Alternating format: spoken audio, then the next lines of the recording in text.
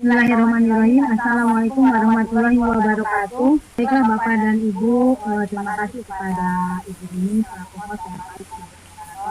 Terima kasih juga kepada kami, saya juga di sini, kepada Bu Puji, terima kasih banyak. Untuk sesi kedua ini saya akan menyampaikan penyusunan KTP di PAM. Karena selama ini mungkin belum paham bahwa di TK juga itu punya KTP, wajib punya KTP. Dari sini banyak secara tidak langsung KTP di TK itu atau kurikulum itu ada yang copy paste dari satu dan itu pasti akan berbeda latar. Lihat dari latar belakangnya bahwa perubahan kurikulum 2013 menunjukkan kuatnya anggapan bahwa kegagalan penyelenggaraan pendidikan di Indonesia hanyalah disebabkan oleh kesalahan rancangan kurikulum. Ini tadi saya bilang. Kemudian apa itu KTSP? KTSP itu yaitu kurikulum tingkat satuan pendidikan untuk PAUD adalah kurikulum operasional yang dikembangkan dan dilaksanakan sesuai dengan karakteristik satuan PAUD. Artinya kurikulum ini dibuat oleh satuan pendidikan disesuaikan dengan karakteristik satuan PAUD seperti keadaan lingkungan, peserta didik, pendidiknya, sarana dan prasarana, biaya dan nilainya yang mendasari serta program yang akan dilakukan oleh satuan PAUD. Kemudian, kenapa diperlukan KTSP oleh satu lembaga? Itu untuk panduannya yaitu satu menyelenggarakan program lembaga, kedua melaksanakan berbagai layanan di lembaga, tiga melaksanakan proses pembelajaran dan melakukan evaluasi hasil belajar. Terus faktor-faktor apa saja yang harus diperhatikan dalam mengembangkan KTP? Dalam melakukan pengembangan KTP harus memperhatikan hal-hal berikut, yaitu keragaman geografis, mana kita lihat letak sekolah kita, lihat lingkungan sekitarnya, kemudian keragaman potensi sumber daya apa yang dimiliki oleh sekolah tersebut, apakah guru-gurunya, prasarananya, atau stakeholdernya, kemudian ketersediaan sarana dan prasarana yang berbeda antar satuan pendidikan, kemudian apa saja sarana prasarana yang kita miliki, kemudian keragaman latar belakang dan kondisi sosial budaya, kemudian karakteristik lembaga misalnya lingkungan, kalau kita ada di mana, kemudian bagaimana sosial dengan lingkungan masyarakat kita, peserta didik itu dari lingkungan mana saja, kemudian visi, misi, dan keagamaan, inklusifnya, dan banyak hal lagi. Kemudian, bagaimana sih menyusun KTP PAUD itu? Prinsip-prinsip penyusunan KTP pertama harus berpusat pada anak. Jadi apapun yang kurikulum itu harus berpusat pada anak karena di sini anak adalah sebagai subjek. Kemudian konseptual, yang ketiga kompetensi dan dimensi perkembangan. Jadi perkembangan apa saja akan dipahami sekolahnya, kemudian membentuk kepribadian apa saja, kemudian sesuai tahap perkembangan anak, kemudian sesuai dengan cara belajar, bagaimana cara belajar akan dikembangkan di sekolah tersebut, kemudian holistik integratif, bagaimana hubungannya dengan semua yang ada di sekolah, kemudian semua pembelajaran di sekolah itu melalui bermain, kemudian membangun pengalaman belajar, apa yang akan kita bangun untuk anak-anak melalui pengalaman belajarnya, kemudian sosial budayanya, kemudian alur penyusunan KTSP, perhatikan alur penyusunan KTSP, sama analisis konteks dulu. Di satuan PAUD harus membentuk tim pengembang kurikulum PAUD, kemudian tim pengembang satuan PAUD itu melakukan analisis konteks, dilihat sekolah kita ini apa, data lingkungannya, kemudian karakteristiknya, sosial budayanya yang di atas saya sampaikan. Nah, setelah melakukan analisis, kemudian kita penyusunan. Kita mengadakan rapat kerja penyusunan kurikulum dengan memperhatikan hasil analisis konteks yang telah dilakukan. Nah, rapat tersebut dipimpin oleh kepala sekolah, kemudian oleh seluruh warga yang ada di satuan pendidikan, wajib guru dan komite. Nah, itu kita buat draft kurikulumnya. Nah, setelah mengadakan rapat, kemudian membuat kurikulum, kita sudah selesai dilakukan pengesahan. Dokumen KTP yang telah disusun oleh setiap satuan PAUD disahkan oleh satu dinas pendidikan setempat atau ketua yayasan. Cara pengesahan dapat dilakukan dengan cara pengawas atau penilik setempat mengesahkan KTP yang disusun. Kemudian, kapan pemberlakuan dan pelaksanaan KTP itu? Dokumen KTP yang telah disusun oleh setiap satuan PAUD perlu dibuatkan surat keputusan SK penetapan pemberlakuan kurikulum tingkat satuan pendidikan oleh kepala sekolah dan atau ketua yayasan. KTSP yang telah disusun harus dilaksanakan dan menjadi tanggung jawab bersama seluruh warga yang ada pada satuan tersebut. Jadi melaksanakan membuat KTSP, semua warga sekolah itu wajib melaksanakannya bersama-sama. Kemudian apa saja isi dokumen KTSP PAUD itu? Yang pertama yaitu dokumen 1 terdiri dari dokumen 1 adalah dokumen yang bersifat umum, berisi berbagai informasi yang berhubungan dengan karakteristik satuan PAUD. Komponen minimal dokumen 1 PAUD berisi visi, misi, tujuan satuan pendidikan, kemudian program pengembangan apa yang akan disampaikan di sekolah tersebut, materi kegiatannya, kemudian indikator capaian perkembangan anak, indikator apa yang harus dicapai oleh anak dalam kurun waktu tertentu dari sekolah tersebut, kemudian muatan pembelajaran, materi apa yang akan disampaikan pada anak, kemudian pengaturan beban belajar, berapa tentukan waktunya, misalnya 1 minggu, berapa hari yang dipakai, kemudian 1 hari, berapa menit yang dipakai atau berapa jam dalam sehari anak melaksanakan pembelajaran. Kemudian sekolah juga harus mempunyai kalender pendidikan khas punya sekolah. Jadi di sekolah itu punya 2 kalender, pertama kalender yang dari dinas dan kedua kalender sekolah khusus yang mempunyai ciri khas sekolah tersebut. Kemudian mempunyai standar operasional prosedur. Misalnya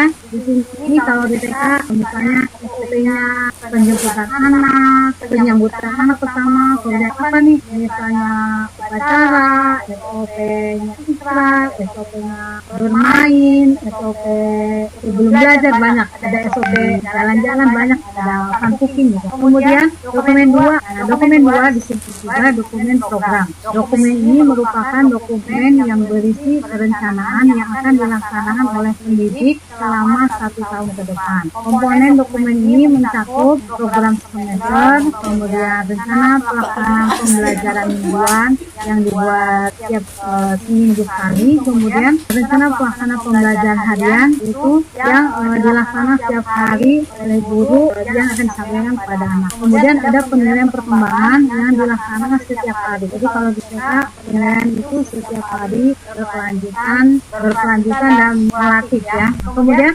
apa saja sih sistematika KTSP PAUD? Jadi apa saja di dalam KTSP PAUD itu? Jadi ini poin-poin di dalam KTSP. Pertama halaman judul, kemudian ada kata pengantar, kemudian lembar pengesahan, surat pemberlakuan KTSP, berita acara dan SK peninjauan kurikulum, kemudian daftar isi. KTSP PAUD ini berisi beberapa bab. Bab 1 terdiri dari profil lembaga, ada sejarah singkat TK, kemudian struktur pengurusan TK, alamat dan peta lokasi TK, status TK, kemudian keadaan peserta didik dan pendidik. Kemudian dokumen nomor 2 terdiri dari dokumen 1 yaitu pendahuluan, 1 latar belakangnya, kemudian 2 dasar penyusunan KTSP PAUD, 3 tujuan penyusunan KTSP PAUD, yang B-nya misi dan tujuan TK tersebut. Jadi dari 1 sisi TK itu apa, kemudian 2 misi TK, kemudian tujuan TK. Yang C adalah karakteristik KTSP, program pengembangan dan muatan pembelajaran. Nah, ini adalah program materi yang akan disampaikan kepada anak selama kurikulum ini berlaku. Ini ada muatan lokal. Ini adalah ciri khas TK. Misalnya ada program pengembangan agama Islam, kemudian ada muatan lokalnya tentang bahasa Sunda atau bahasa Jawa. Kemudian dokumen 1 lanjutan yang S-nya adalah lokasi pembelajaran. Misalnya 1 minggu dilaksanakan 5 hari sekolah, 1 harinya 2 jam setengah, berarti 1 minggu itu berapa menit. Kemudian ada program tahunan, kemudian ada kalender pendidikan sekolah, dan isinya standar operasional prosedur. Bab 3 dari dokumen 2, jadi dari program semester, kemudian D rencana pelaksana pembelajaran mingguan, C rencana pelaksana pembelajaran harian, dan D penilaian. Bab 4 penutup dan bab 5 dalam itu sistematika atau urutan dalam pembuatan KTSP. Di dalam KTSP itu ada lampiran-lampirannya, dilampirkan program semesternya, kemudian contoh rencana pelaksana pembelajaran mingguan, kemudian contoh rencana pelaksana pembelajaran harian, kemudian penilaian perkembangan. Penilaian ini apa yang dilaksanakan di sekolah tersebut, penilaiannya bentuknya bagaimana, formatnya bagaimana, ini dilampirkan. Kemudian standar operasional prosedur prosedur SOP layanan anak apa saja yang diberikan di TK tersebut, misalnya dari menyambutkan kedatangan anak, tadi kemudian SOP berbaris, SOP bermain dan sebagainya. Pengesahan, pemberlakuan dan masa peninjauan ulang KTP PAUD. Siapa yang berwenang mengesahkan KTP PAUD? Produk KTP PAUD hendaknya disepakati oleh pihak-pihak yang terkait. Hal ini penting agar kurikulum mendapatkan dukungan penuh sehingga dalam penerapannya dapat optimal. Pihak-pihak yang diharapkan dapat menyetujui hasil pengembangan KTP PAUD dan diminta membubuhkan tanda tangannya sebagai tanda bukti pengesahan, di antaranya 1. Ketua penyelenggara atau ketua bidang pendidikan yayasan atau satuan, 2. Pengelola yaitu kepala satuan PAUD baik pada satuan PAUD terpadu maupun pada satuan PAUD tersendiri, kemudian disetujui oleh dinas pendidikan setempat yaitu Korwil. Kalau sekarang Korwil boleh dinamakan oleh pendidik atau pengawas PAUD. Kemudian 4. Disahkan oleh hasil kurikulum bidang PAUD kota atau kabupaten. Berapa lama pemberlakuan KTP PAUD itu? Pemberlakuan KTP dapat disesuaikan dengan harapan satuan pendidikan atau para pengembang, misalnya menunggu tahun pelajaran baru, menunggu dukungan sarana prasarana, mendukung dukungan sumber daya manusianya, tambahan dan menunggu dukungan anggaran. Masa berlaku KTP PAUD bersifat relatif, biasanya tidak melebihi batas waktu 5 atau 10 tahun. Itu terlalu lama ya, 2 atau kadang 3 tahun.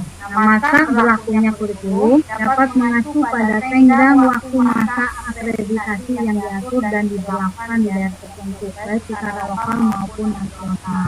Kapankah peninjauan ulang KTP PAUD? Kurikulum yang telah dikembangkan harus siap untuk selalu direview, baik secara berkala maupun insidental. Beberapa pertimbangan dasar untuk merevisi atau memperbaiki kurikulum antara lain: 1. Adanya perubahan kebijakan dalam pendidikan, terutama dalam bidang PAUD. 2. Adanya perubahan jenis program layanan dalam satuan pendidikan PAUD. Dan 3. Perubahan visi, misi dan satuan pendidikan PAUD. Misalnya visinya harus dirubah nih tahun ini, atau ditambahin. Kemudian yang 4. Perubahan kondisi dan standar input output satuan pendidikan PAUD. Yang kelima, perubahan sarana dan prasarana penunjang di satuan pendidikan PAUD. Yang keenam, perubahan IPTEK yang signifikan terhadap bidang PAUD. Kemudian yang ketujuh, perubahan sosial. Akhirnya, pengembangan KTP PAUD merupakan kegiatan strategis yang berdampak sangat menentukan terhadap kualitas layanan kedepan di satuan PAUD. Tidak ada pendidikan tanpa ada kurikulum PAUD. Oleh karena itu, setiap satuan PAUD harus mengembangkan KTP. Jadi, sebuah lembaga wajib mempunyai kurikulum. Itu saja mungkin penyampaian dari saya tentang bagaimana cara penyusunan KTP di PAUD. Terima kasih.